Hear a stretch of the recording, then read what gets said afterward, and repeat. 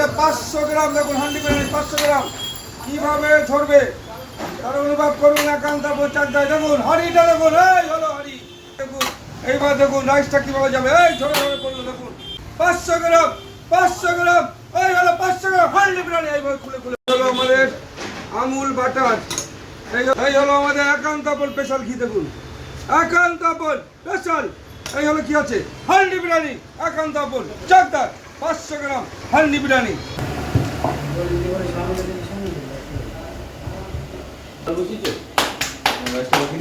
এই আমাদের 500 গ্রামের মটন হান্ডি বিরিয়ানিটা আমি এখন সিল করছি, দেখতে থাকুন। আর এই বাটার নানটা খেতে খুবই সুস্বাদু হয়ে গেল। 2 থেকে 3 মিনিট হয়ে যাবে।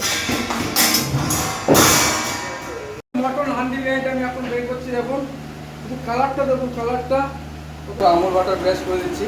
নানটা খেতে খুবই সুস্বাদু। আর খেতে হলে কোথায় আসতে হবে? চাকদা একান্তাপুর। এটাই চাকদা, এটাই একান্তাপুর।